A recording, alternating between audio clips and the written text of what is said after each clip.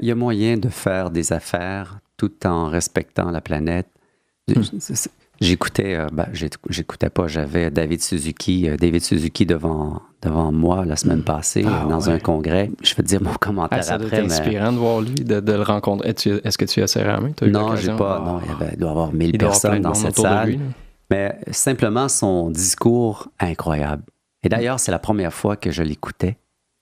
Et puis, j'ai dit, wow, quel grand homme. Mais il expliquait small window.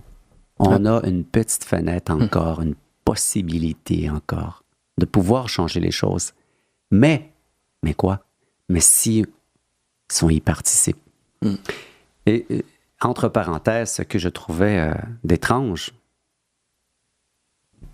c'est vraiment, on était dans un congrès, David Suzuki venait de dire, faisons attention aux animaux.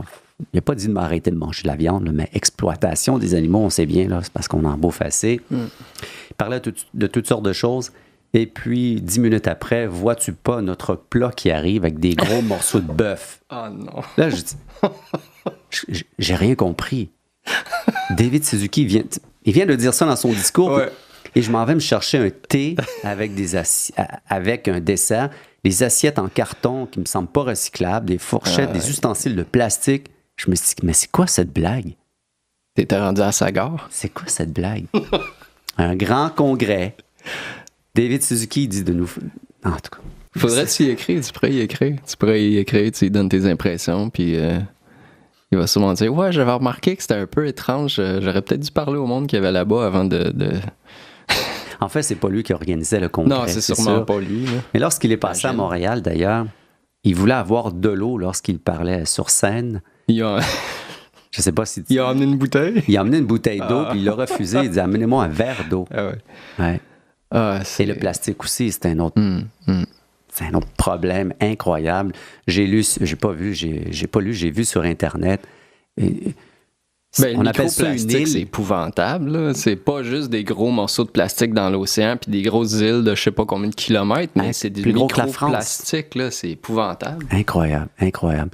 J'ai sur mon Facebook une vidéo là, qui démontre là, une rivière qui ne fait que descendre avec l'eau. Il y a juste des débris de plastique. C'est incroyable. Ça se peut pas qu'on en soit rendu là. Et encore...